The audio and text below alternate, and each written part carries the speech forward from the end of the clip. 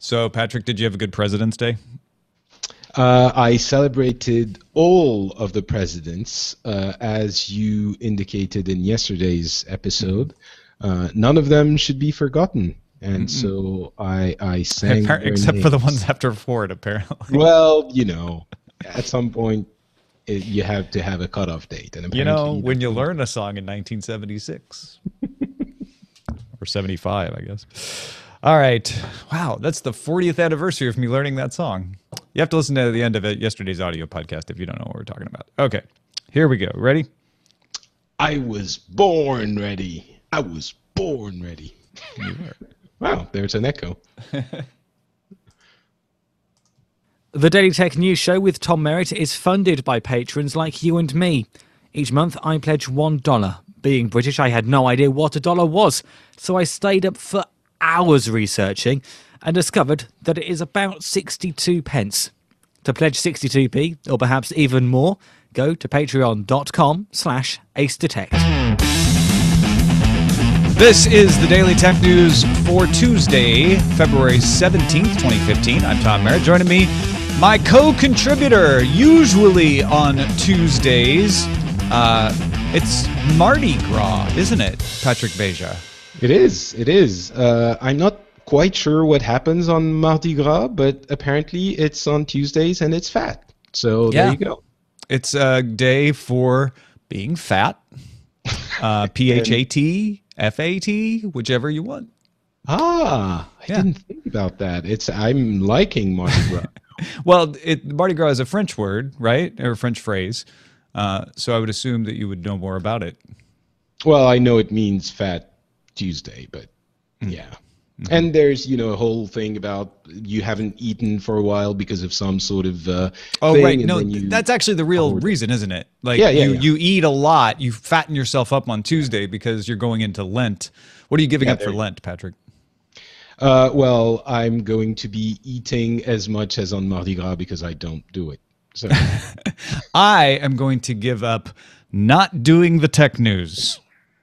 This is like when I was a kid and I gave up my chores. I tried to give up my chores for Lent. And my parents were like, no. Did it work out? No, it didn't. That doesn't work. Let's look at the headlines. Ars Technica passes along the Wall Street Journal info from their sources that Apple wanted more sensors on the Apple Watch, but left them out for lack of reliability. Among the sensors rejected were a skin sensor that could measure stress as well as heart rate, and one that measured blood pressure and oxygen in the blood. Now, they do have a heart rate monitor. It's just a more traditional one. Wall Street Journal also reports Apple has ordered between 5 to 6 million units of the Apple Watch to be manufactured for the first quarter of the watch's availability. The reason why they let go of those additional sensors were kind of entertaining. I thought it was because of the reliability due to factors like the hair on people's bodies were making them less reliable and things like that. It's good that they're making sure that the everything in the watch works as well as it's expected to. On the other hand, I'm a little bit more concerned about the watch's ultimate use, really. But I'll get one to try it out anyway. But it's just, if it's not doing what it was supposed to do when they thought of it first, is what's left going to be enough? I guess we'll see. Yeah, we will. It's still a question, and lots of people are, in fact, what is this? There's an analyst firm today predicting that Apple will sell 20 million smartwatches in 2015. That's CCS Insight saying that. That is at the very high end. Most analysts are talking about 8 to 9 million. And I feel like that's about right. If Wall Street Journal is saying, yeah, they've ordered 5 to 6 million for the first round, then yeah, probably get close to 10 million for the entire year. But that even, I don't know, there's something in my gut that says that seems optimistic, and I have been entirely wrong about many products, not just Apple products before. Did not think the iPad was going to sell as well as it did. I thought it would sell better than a lot of people did at the time, but it blew me away. I also thought camera phones were going to be a fad, so what do I know? Yeah, I mean, there's definitely an element of you have to see it and use it and touch it to make sure, as with many Apple products. Maybe you will be pleasantly surprised. Yeah. And And if you're Wozniak apparently hirsute, loves it. you can still safely use the Apple Watch. If you what? If you're hirsute, that means hairy. Oh, right, yes. Phew. As you can see, I'm one of those people. All right, Microsoft announced today that its Office for iOS apps now supports iCloud as well as File Picker, allowing any cloud storage service to integrate with Office for iOS. Similar support for Android and Windows 10 is coming. Microsoft also announced a cloud partner program for Office Online that launches with Box, Citrix, and Salesforce as partners. We'll talk a little more about this in our main discussion because this and a couple other announcements that Microsoft had today are really showing how different Microsoft has become in a short while. Our next headline is about that. Microsoft also announced adoption of the International Standards Organization's standard for cloud privacy. The policy means Microsoft is committed to letting you control your data, providing transparency about how it's handled, placing strict limits on public use, including not using it to sell ads, and informing on government requests for your data when the law allows them to do so. The British Standards Institute has verified Azure, Office 365, and Dynamics CRM are all aligned with the code of practice. This isn't a perfect guarantee by any stretch, Patrick, but it's another step where Microsoft is saying, look, we want to work in an open manner to do the right thing. Also, the British verified that it conforms to it. So I should have realized you might have an issue with that. Yeah.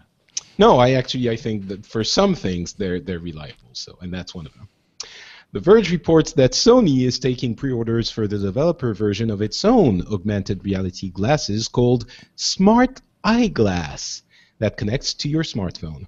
The glasses look like heavy wraparound that attach by a cord to a circular thing, controller, who's what's it, that houses the battery, speakers, microphone, NFC, and touch control sensors. The controller clips on the lapel of your trendy raincoat to announce to everyone on the street that you are using augmented reality glasses, in case the heavy black glasses on your face didn't already do that. The glasses go on sale on March 10 for $840. Now, so it's tempting. Yeah, go ahead. I was going to ask, how likely do you think it is that this thing is a runaway success? It's not likely at all. Don't forget what you said at the very beginning. I'm telling this to the people watching or listening. These are developer versions, right? I think that gets lost when you watch their little video and they have the woman who looks like the scientifically created, accurate, attractive person, human thing. I saw it on Scientific American once.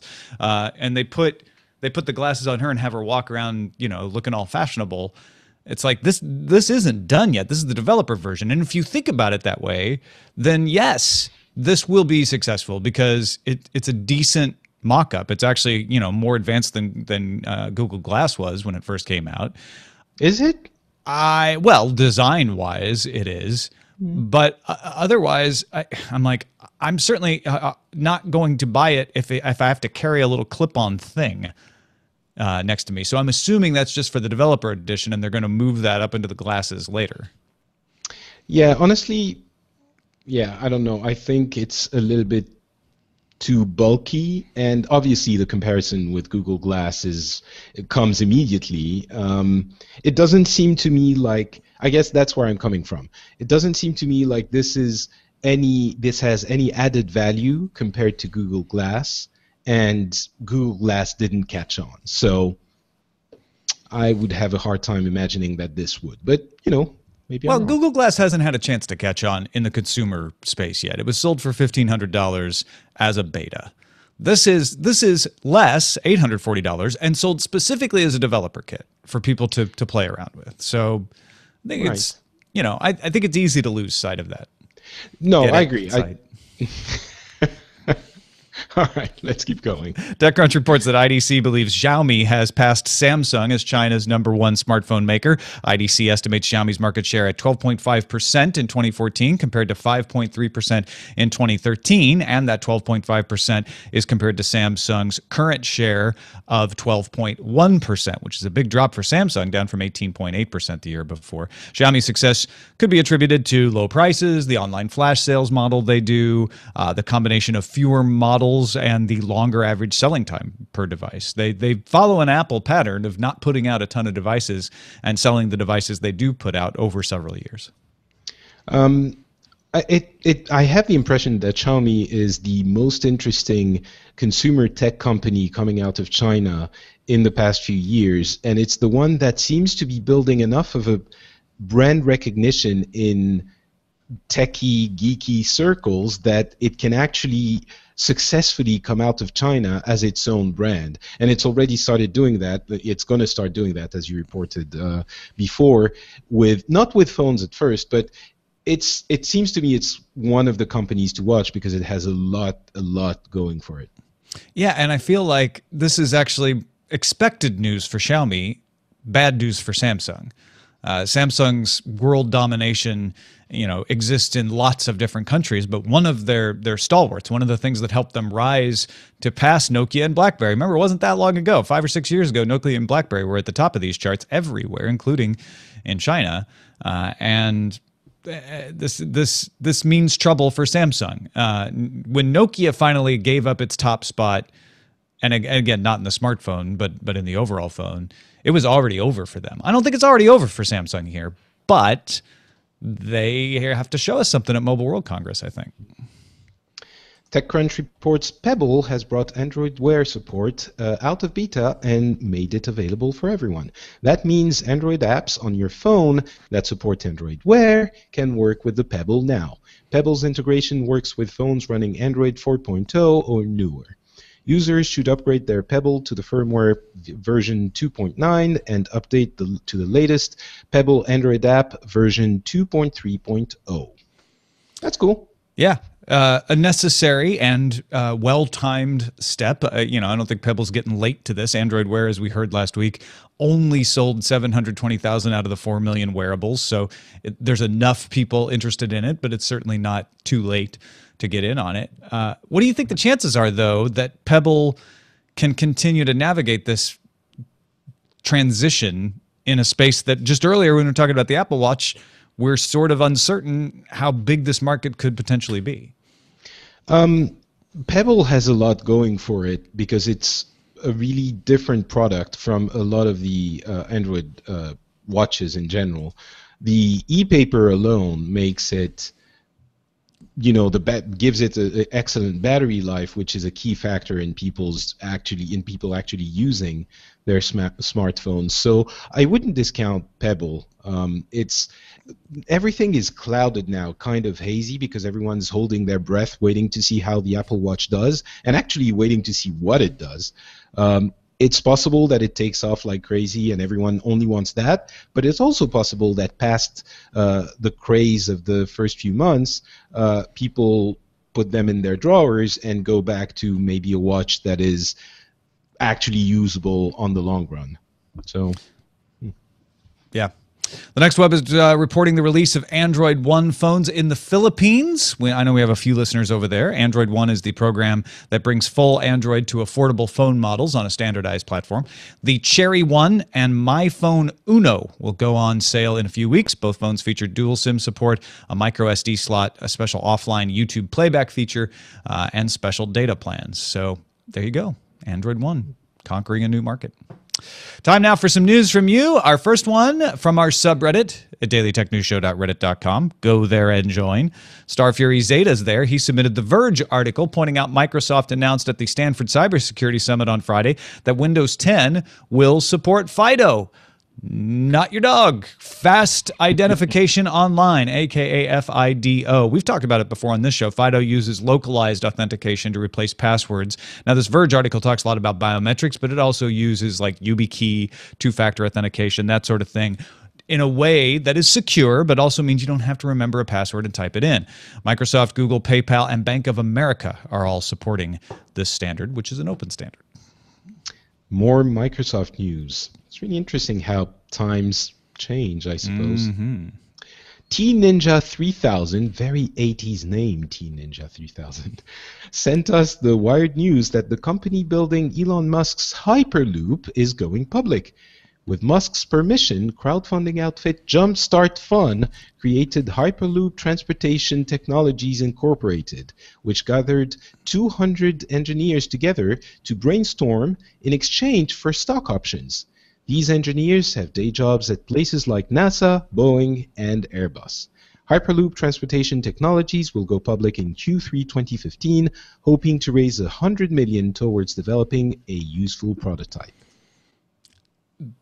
I don't know what to say about the Hyperloop. It is definitely one of those things that I would love to see happen, not even just because it's going to connect the city I live in to San Francisco, but because it's crazy. And if it actually happens, I will be in awe. And if anyone could inspire it to happen, it's Elon Musk. I think that's one of the craziest things about it is Elon Musk is not doing it. I mean, he's making a test track, I guess, down in Texas to kind of nudge it along. But you can tell he's like, I don't really want to run the company that does this. I just want this to happen because I think it's a really good idea. Yeah, it's the amazing thing about it is that it's an idea out of a science fiction novel, and there's a possibility that it's going to actually happen. Unlike, we have science fiction proposals all the time, or ideas being put forward. Here, the future is happening before our eyes. Amazing. Or is it? I mean, part of me is like, this is never going to happen, but it could, which is amazing. Yesterday, we mentioned the infected firmware on hard drives being spread by folks Kaspersky is calling the Equation Group. Buried in one of the exploits was an MD5 hash that Kaspersky could not crack, so they turned to you. Captain Kipper submitted the Ars Technica report that after asking for help from the wider community, including on Twitter, password crackers Jens Stube and Philip figured out the plain text behind the hash was Arabic for unregistered. And so the hash was probably meant to prevent infecting unwanted users. They had figured out that a plain text of an English hash was unregistered, so they just started trying some other likely languages, Arabic being one of them. There are 6 other hashes in different exploits that remain unknown. Ars Technica has those hashes at their story about this if you want to take a crack at them. You know, the big question I have for this whole story is, how did they decide to name that group the Equation Group?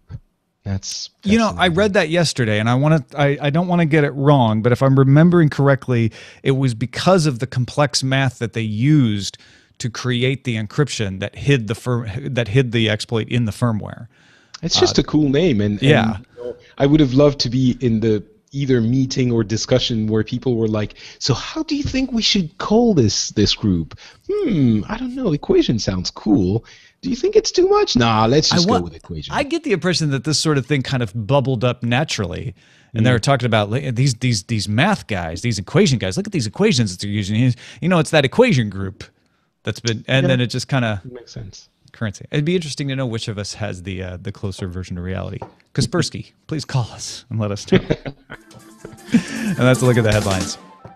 All right, so we talked about Microsoft allowing their iOS apps to integrate with pretty much anybody they want. Now, Dropbox was added with integration in November, and that integration's at a deeper level. They've also got integration with iCloud so that you can get iCloud storage. But adding File Picker basically says, look, if you operate cloud storage, all you have to do is integrate your app on iOS with File Picker, and then it will work with Office.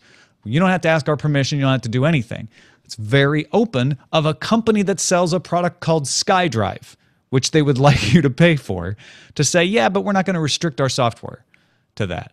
Office Online, as we mentioned, a little more limited. You have to be part of a cloud storage partner program. But Patrick and I were talking before the show, which is that most of the time, you're going to be using that probably on a laptop, which could have access to your file system, which could be integrated with your cloud storage system already. Then there was a story we didn't talk about in headlines. The Verge saying a source says Xbox One will have an SDK preview in May for summer app creation. And we'd probably hear about this at Build in April, where they will essentially say anybody can build an app for the Windows 10 Universal App Store, and anybody could therefore build an app for Xbox One. This isn't even a kinder, gentler Microsoft anymore. Molly Wood and I were saying that on Buzz Out Loud about the Ballmer Microsoft years ago. This is an entirely different kind of Microsoft.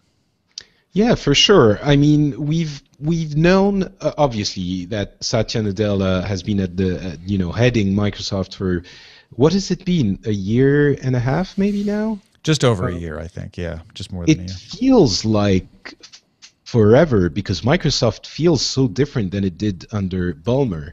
And that's, I think, what has been striking me in the recent machine gunning of Microsoft news. A year and 13 days, to be exact. Wow. See, I even felt like it was longer than that. Me too. And it feels like Microsoft, beyond all of the openness and the announcements and changes in products that they've rolled out and announced since he took office, if I can say that. Sure.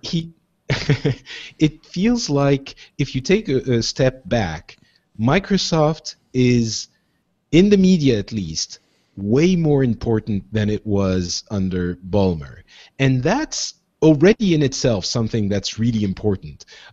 We're hearing about Microsoft doing bold things that some people have questions about them, but I don't think anyone is saying this is completely ridiculous and he's going to sink the company. Mostly, at worst, people are divided on whether or not those moves are good moves, but a lot of people think it is a very interesting direction to be taking Microsoft, and he's making Microsoft a cool, interesting, agile company again, which Ballmer had been at the helm for a very long time, and everyone was screaming that, do Microsoft do this, Microsoft do that, and now they're doing so much that people are just watching, and in my case at least, kind of marveling at how much Satya Nadella is getting done and how efficient this whole thing is. Yeah. Well, I think it's very important to remember that Nadella has only been in office since February 3rd of last year, because in office, I think is an appropriate way, he's the chief executive officer. He is capitalizing on things that were set up while Steve Ballmer was running the company. Now, some of these things were set up by Satya Nadella, who was in charge of the enterprise group, right? Like, it's not like Satya Nadella just started at Microsoft a year ago, but it's also not like everything could be started a year ago and suddenly be bearing fruit. So how much of this do you attribute to Nadella and how much you attribute to Ballmer, I think has a lot to do with style and a lot to do with implementation. For instance, the file picker. Under a Ballmer administration, it's conceivable that they would have said, we're going to put file picker in, but make me some code that will stop apps from using it unless they're on board with our whitelist, right? Because we want to shake them down for a little money, or maybe we want to have some kind of control or whatever. Or the product could have been developed and then Ballmer killed it at the last minute, saying, nope, I just don't think it's going to turn enough revenue to justify undermining SkyDrive. We really need to push SkyDrive. There are very small things that Nadella can and has done that make the difference. And I feel like what we're seeing is the belief in the vision. Ballmer expressed the vision of Microsoft everywhere, right? He was loosening up the company. They were doing open standards. In fact, doing .NET as open source started under Ballmer, I believe. But, and they also did a lot more Linux support under Ballmer. But he didn't really buy into it. It was always like, well, I guess I have to open up a little bit, but I'd rather be closed. You get the impression that Nadella realizes, no, we have to be everywhere. That's the most important thing. Being open or enclosed is a secondary consideration. We have to get people to use our stuff first. Yeah, you're completely right. It might have more to do with style and presentation and actual intent than what it feels like ultimately, but I would argue two things. First of all, it's starting to be kind of long enough that Nadella's footprint would be felt on the products in general, I feel. And Ballmer, I'm sure there were things that were initiated under his reign, but it's becoming. He's been Nadella has been here long enough that it's not everything, and it's so much that it can't be all having been initiated by Ballmer. But that, I guess, we'll never actually know how it went down. But the other thing is, style is actually very important. The image you have of a company shapes the way you receive their products. I mean, we're talking about tech. Apple, Google, and others are prime examples of that. The importance of that image, and for that alone, we're hearing about Microsoft all the time. It's not necessarily a good thing, but we're hearing things, and all right. To put it a little bit more simply, I've never left the Microsoft corner. I'm always, I have a dog in every race, kind of, with all of these players. But now I'm rooting for Microsoft in a more genuine way. I would say I'm thinking this is an actual cool company. They're not just the default OS that is still, the dominant OS for desktops and laptops, and so you have to be with them, kind of. Here, it's actually it makes me happy to be a Microsoftee, kind of, which again in 1 year is kind of an incredible feat. Jason Calacanis had a really good post about this on Medium, and if nothing else, he delineates all of the things that have happened. Now, his theory is that Ballmer was optimizing for dividends, and that's got bad reception financially. He's smarter about those sorts of things than I am. But here are the other things he says. Microsoft Office for Android and iOS comes out. Not to mention the integration we talk about today, but just the fact that it's there. Like, you don't have to be using a Windows phone to use it. In fact, it's almost the opposite, right? They bought Sunrise. They bought Minecraft. They bought, the company that's escaping my name right now that turned into Outlook, the app. Accompli. Thank you, Accompli. They went out and they found people that are really good at the elements that they are known for: calendaring, email, gaming, and they're letting those apps shine, making Windows 10 a free upgrade for Windows 7 and free on devices with screens smaller than 9 inches. The Surface 3 has made $1 billion. Azure is making a play for startups. Jason says they made their data science tool PowerBuy free. As I mentioned before, .NET is open source. There's that Wall Street Journal report that Microsoft is investing in Cyanogen.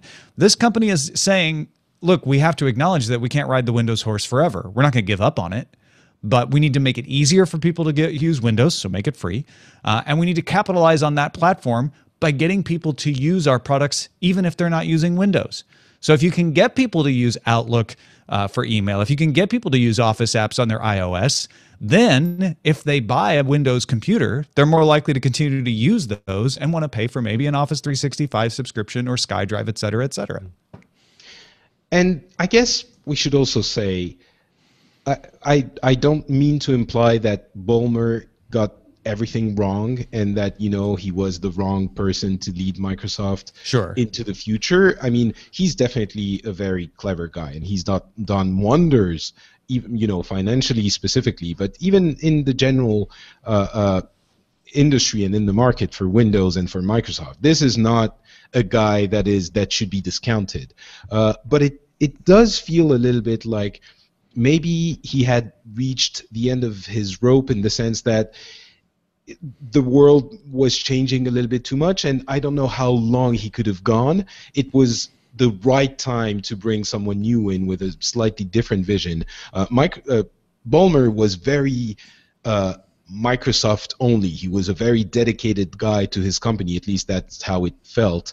And Nadella seems like he's playing a little bit better with others. And in today's world, even Apple has to be playing well with others to an extent. So Yeah. I don't think Microsoft could have stayed, could have gone the same direction for a long time. And I'm not sure Mike Ballmer would have had as much willingness to take Microsoft where it needs to go for the next 10, 20 years.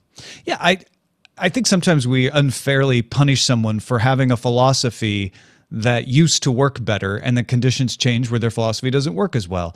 You could say, well, that person should change their philosophy. But if their philosophy is based on an intrinsic way of seeing the world and their talents, and that it's worked for so long. You don't condemn them for having that. You don't take away from them by saying, oh, you're succeeding because you just happen to have a philosophy that works in the current situation. And so we shouldn't totally condemn them and say, oh, okay, your style, the Ballmer style, was good. As Gauchim points out in the chat room, Ballmer's style set up a lot of the things that Nadella is capitalizing upon. And Nadella's style is more suited for the current conditions. And they work together. It's not that one is wrong and the other's right. One was right for its time, and it started to not be as effective, and so you transition that over, and I think that's fine. Yep. Let's move on to the pick of the day. Mark in Centerville, Maryland, as says, Tom, Jenny, an esteemed guest du jour. So he knew it would be a French person on today. Said, I am a longtime listener, first-time emailer, and co-executive producer of the show. Thank you, boss. I am kind of addicted to weather websites, and with all the weather that we've experienced on the East Coast lately, I hope you guys are keeping warm out there. I wanted to pass on my new favorite website for viewing up-to-the-minute and forecast information at forecast.io. It uses the same data that is fed into the Dark Sky app, but it's web-based, and it's free. Check it out, and you'll be hooked too, says Mark. Thank you for that. It's definitely a timely app to recommend to people. Forecast.io. If you're a weather nerd, you got to check it out. Send your picks to feedback@dailytechnewsshow.com, and you can find my picks at dailytechnewsshow.com/picks. Two messages of the day. First one from Niels, who said our discussion of the digital dark age that we had on February 13th was enlightening to him in several ways. Firstly, I am a librarian and have been reading and studying the various digital preservation efforts that have been ongoing for years, as well as the myriad challenges connected with long-term digital storage, digital forensics, preservation efforts. Your discussion brought home to me what I might have guessed. Real people don't know these things. In libraries all over the world, we have to keep collections of machines for outdated formats, be they Betamax, cassette tapes, punch cards, etc. This problem is multiplied many, many times when the information becomes digital, since there are so many standards and formats and iterations on these standards and formats, some proprietary and thus not easily recreated. Each format must be translated to something more current, but without loss of information. And does the format itself count as information? A thorny issue. The physical medium that the information is stored on will also degrade, oftentimes faster than its paper counterpart, and thus the information must be accessed and verified at regular intervals and, if necessary, transferred to another medium, possibly another format. One way to secure consistent interoperability is through open source solutions and virtual machines or emulation. That's what we were talking about on the show last week. The Computer Spiel Museum in Berlin has led a heroic effort to preserve old computer games, which, being rich interactive digital objects, have a whole host of problems associated with their preservation. I expect that much can be learned from their struggles. Thank you, Niels, for a very thoughtful email. And interesting, I didn't know about the Computer Spiel Museum. Yeah, this issue is really fascinating, and he's completely right. It's something that, as things change so quickly, it doesn't seem like it's a problem, and you pointed it out as well in the previous episodes. We don't know what's going to be useful, so it's so important that we preserve as much as we can. It would be criminal if, now that we have the ability to preserve those things, to somehow, I mean, the technical expertise, we could probably preserve most of it. If we didn't, and we, in a couple of generations, we turn around to our grandchildren or grandchildren, and they're like, oh, so you had all those things. Where are they? Can I take a look? And you're like, oh, actually, funny story. We kind of messed up there. Sorry. Yeah. They were on those plastic things over there, but yeah, you can't read them anymore. So, yeah. And before we go, I know you wanted to respond to our discussion of the president of the U.S.'s cybersecurity summit that happened last week. Yeah, I would have sent an MP3, but since I'm here, I'm gonna do it live. We'll do it live, and I'm doing it live. I was born ready. You know, I feel that that's an appropriate response to pretty much anything. Yeah, question, concern, anything. So there are a couple of things. First of all, the comments by Tim Cook I thought were really interesting. Especially the portion where he was talking about security in general, saying how paramount it was that we take security seriously, and when he mentioned the obvious reasons we want security to be well executed, which are, you know, the things we use currently, like passwords, different data, and even payment information now. And then he said, in the future, with Apple's dream to make the wallet go away, we will likely have things like passports and driver's licenses and things like that. And I think to the general public, that's an easier thing to grasp, because passports are things you definitely do not want to be insecure or not well protected. Because when you say the email and stuff like that, it's kind of again a little bit hazy. You're not sure it's that important to keep them, but those other documents, when you start talking about them, people suddenly, I feel, understand that, oh, okay, so this is actually serious and security is important in that case. So it's very important to lay down a very healthy base of security measures and protocols from the get-go. So I thought that was an interesting point. Yeah, and he certainly isn't the first one to make it. It's certainly not the first time he's made the point. But making it on a platform like that is a good thing. And I think you're right. There's something about the idea of a physical object, even if it's made digital. Like we think of a passport as a physical object.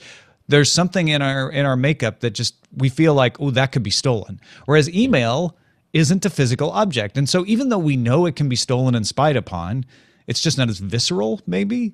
Of a concern. You have to work at it to be concerned a little more, I think. And so there's another thing I'll go over very quickly. I was discussing this with my wife, and discussing the balance between security and your need to keep your private data private and have it really secured, and the need for the government or police services to access it. And I like to frame issues. I mean, I think I found a way of framing it that gets us to ask the right questions, because pretty much every technologically savvy person, I think, would agree that it's really mutually exclusive to have real security and the possibility for the police to access the data that is being secured when they really need to. We're not talking about mass surveillance, where even when it's like justified need for data, it seems like if the data is not absolutely secured, they can access it. But if it is absolutely secured, they will never be able to access it with, they don't have that I don't think that's true.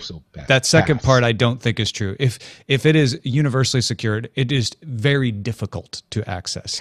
But if anybody can access it, it is a government sophisticated cybersecurity apparatus. But go ahead. All right. What I meant was a backdoor. Yeah. Right. You can't have a backdoor and have your data actually secured, like safely secured. Yes, definitely. Got you there. Yeah. So the question then becomes, if we acknowledge the fact that we can't have both, the real question is, which one do we want? And I think that's a very important question to ask, because we all know that you can't have both. So public question that we should decide. I'm not saying we need, absolutely need one or the other, but we should decide which one is more important to us as a society. So just wanted to put this out there as a general. And that is the lie that is being peddled, right? When you frame it that way, it becomes a reasonable discussion. The lie that is being peddled is give us a backdoor and no one else will have it. That's why you can't have a conversation anymore, because you give you a backdoor, you are essentially giving a backdoor to everyone else, because cryptography doesn't work in a way that if there's a backdoor, the bad guys can't figure it out. Also, if you take away encryption from people, strong encryption from people, only the bad guys will have strong encryption. That is also not a justification for any particular position, but it's true. People can go and create their own encryption systems that don't have backdoors. And if suddenly you've got backdoors in all the law-abiding citizens, but not in the law-breaking citizens, then you also have a problem. So yeah, I think it's a really good way to frame it. That's because President Obama was basically saying, yes, security is paramount and your data should be private, but we also need a backdoor. And that's where the question came from. Actually, you can't have both. You can't be saying this and that, it's black and white. No, so you have to choose. So anyway. Something to ponder, and something that I'm sure we'll discuss again on this show in the future. On many occasions. Twitter.com/notpatrick if you want to follow Patrick Beja around and find out what he's up to. It's a good account to follow. And of course, you can get his English language podcast at FrenchSpin.com, his French language podcast at FrenchSpin.fr, and support his Patreon, patreon.com/rdvtech, for the French Tech podcast bi-weekly, Le Rendezvous Tech. Yep. If you speak French, or if you want to speak French, I still recommend to people who are trying to learn French, who know technology, to listen in, because you'll know a bunch of the words already, because they're Facebook and Microsoft and stuff like that. Yeah, there are a few people who do that. So it's a good discussion. You have really interesting guests too. Thanks. Thank you, Patrick Beja. Thank you, patrons, for supporting the show. We work on the value model here. If you get a little value out of the show, we hope you can afford to give us a little value back in some way. There's lots of different ways to support us. And of course, patreon.com is one of them. We are making progress, $14,394 towards our $16,000 goal of getting Veronica Belmont and Scott Johnson to be regular contributors, just like Patrick. But there's lots of ways to support the show. dailytechnewsshow.com/support is the place to go to find all of those. And don't forget our subreddit, dailytechnewsshow.reddit.com, our email address, feedback@dailytechnewsshow.com. Give us a call, leave us a voicemail, 51259-DAILY, and listen to the show live at tunein.alphageekradio.com. Our website is dailytechnewsshow.com. We'll be back tomorrow with Justin Robert Young. Talk to you then. This podcast is part of the Frog Pants Studios Network. For more information about this and other shows, visit frogpants.com. Audio program so good, it's like you're there. Diamond Club hopes you have enjoyed this program. I was born ready. So are we going to start using it every time? No. I just thought it was funny. Just when I'm on. Yeah. Till we get tired of it. Yeah. I hope I didn't go too long on the cybersecurity thing. No, it was a good thought, and I don't think you went too long either. The problem with it is it could be its own discussion topic, right? True. So it's a balance to be like, yeah, I totally want to hear your response to that, and not letting us get sucked into a second long discussion topic. I think we bridged it pretty well. Yeah, it's really about, for people who understand the problem, I think we all agree about that. So the way you ask the question makes it clear what the real problem is, what the real issue I really liked that way of phrasing it. I thought that was really good and really cool, is to be like, hey, you're not saying who's right and who's wrong or what the answer is even. You're just saying you have to look at it this way. I think that's fair. Exactly. It was my wife who noticed what President Obama was saying, basically saying both. We need both. Great, we do. Yeah, well, it's a very politician thing to do, right? It's like, yeah, you're out, you're both right. Yeah, but now, I think everybody vote for me, although he's not running for re-election. No, I agree, but I think we often turn the debate into, yes, but we need this because that reason, and we need that because of that reason, and people don't actually understand that you can't have both. Right. And you're absolutely right. Is instead of saying we need backdoors, what the law enforcement people need to do is say we need a way to catch the bad guys when they do this, right? Because then suddenly I can have a conversation with you. You tell me you need backdoors, I'm just going to say no, right? Well, but maybe there's another way of going about achieving what they want to achieve. That becomes a different question, because the big question, I guess what I'm getting at is that people don't understand that when they have backdoors, the data is not secure. It's not a little bit secure or secure enough, or right, and people think that, well, you know, that's reasonable, and you can probably have both, right. Actually, no. Anyway, Microsofter. Yeah, these are some very lovely but slightly niche headlines today. Like, I can't quite lock one down. Murders passwords. Problem is, like, people, the ones with more votes are the ones that come in during the headlines, because they've been around longer. That just makes sense. Can you smell what Nadella's been cooking? Ew. Balmer closes doors and Nadella opens a window. It's been too long, but.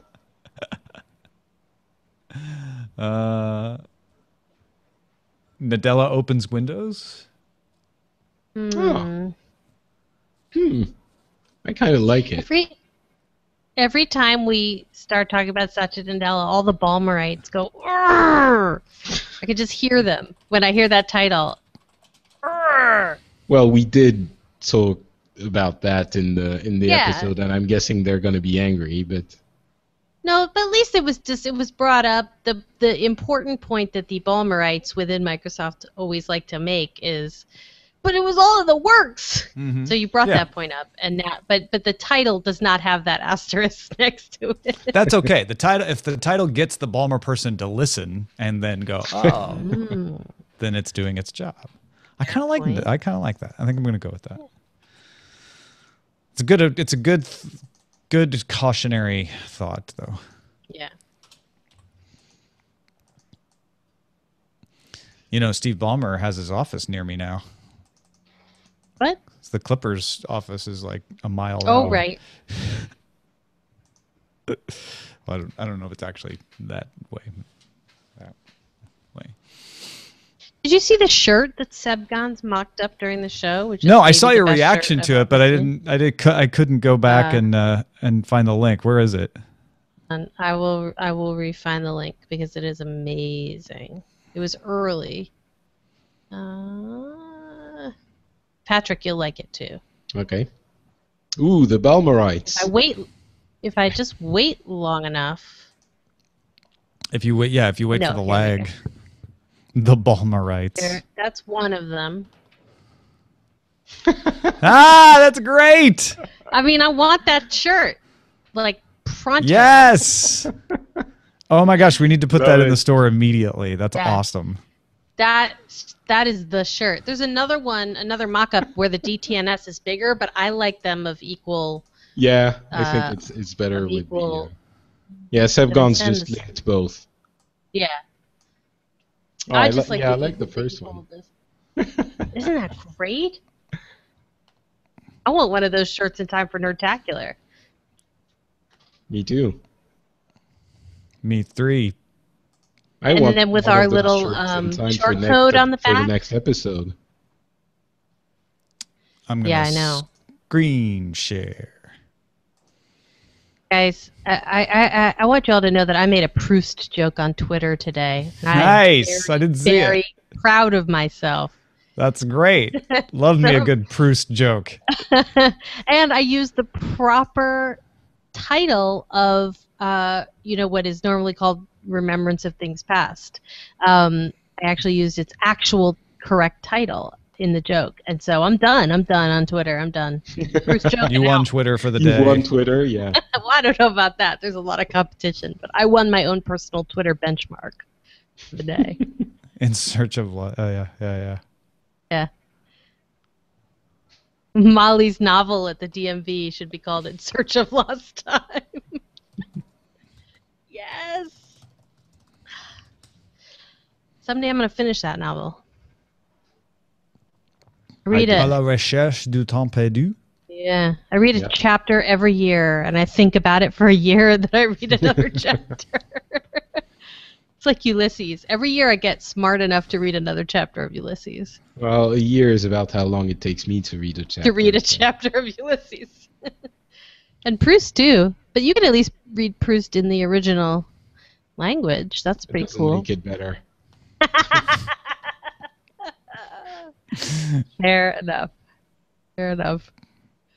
All right, I nudged David Michael Sebgons earlier, and then we should add those T-shirts. Yeah, Sebgons, when you talk to him, mention these shirts because this shirt should happen. I really like it.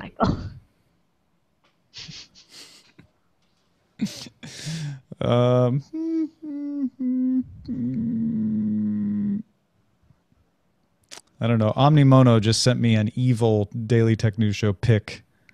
I have to investigate it more. In the emails? Yeah.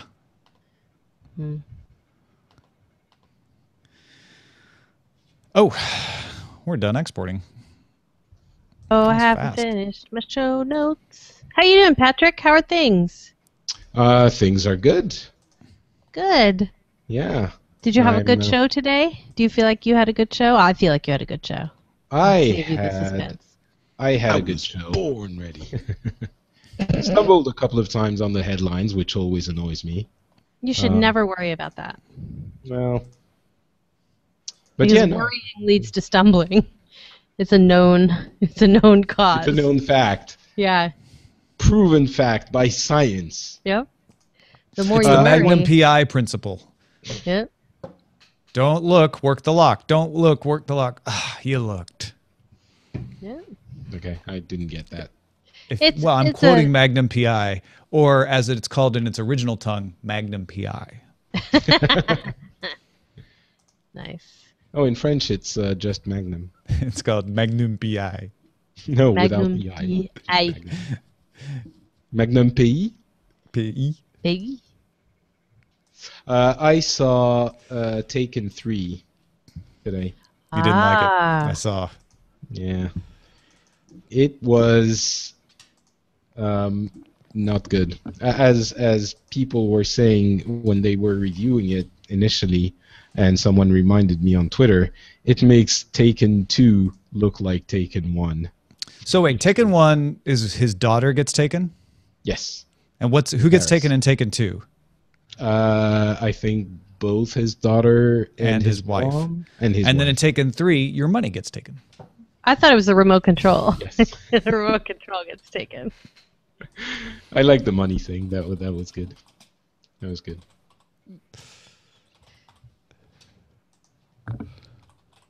When they first announced that movie was coming out, Eileen and I were driving. I think we either heard it or saw it on a billboard or something. We're like, "What's left to be taken?" His dog. Not without His my dignity. dog. Actually, the one in the plane where the plane gets taken is pretty Oh, good. with the different title is on cable right now. What's that called? Oh, really? They changed the title? It's not Taken. It's another movie that should be called Oh, Taken. right, because it has Lady Mary from Downton Abbey as a flight Yeah. attendant. It's Taken on a Plane, Yeah. It's basically which is the really one where he Die Hard. I'm tired of On a these take. mother takens on these planes. Mother taking planes. These mother taking planes. The plane will take your mother somewhere. That is true. Used to take my grandma to Arizona like I mean, several you times a know. year. Planes are good like that. Gotta zazz up. to bring the zazz. And we used to, it used to be a big deal. Like we would all pile in the car and we'd dress up to go to Lambert Field, take grandma, and you could go right in, there was minimum security, but you could just go right in, right down to the gate. And we'd say, okay, grandma, your plane's ready. And she'd say, I was born ready. I like this game. This is a good game. we'll get tired of it eventually, but right now. No, we won't. I don't think we will. Never. We will never get tired of it. Ooh, BioCow. That is risque to joke. Yeah. So I think the movie may have been done by someone else, possibly.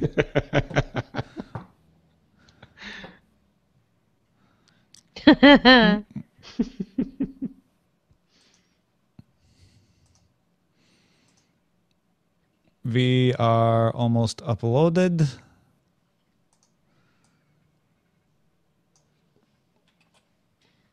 Let's see. I'm still doing I'm going to. Do you think the people who subscribe to the video podcast watch this far? Hi. I have been told. My theory is that anyone who actually knows who I am does watch the video. So yeah, the people who email with aware. like Tom, Jenny, I always assume like, oh, they're watching the video. They're video watchers, right? Yeah. No, you do the segment at the end, and Tom mentions you very often. That's true. That's true. But I think my little realm is the post show, for what it's worth. Very small realm. So what do we want to tell the people who are still watching at this point? Thank you, but don't feel like you have to do that. Yeah, really. This is often the place where we sing weird things like Gilbert and Sullivan or yeah, and people in the chat were like, "Yes, we're here," and like the live audience, I understand more. I totally you guys are here because to the bitter end, we're just hanging out. I get that, but if you're watching this on demand and you get to that point where we're just like all typing, I see. do you keep it going? Okay, I'm viewing the post. La post, she is viewed. Was that an attempt? And I am now out of the post. And we are done. All right. Goodbye.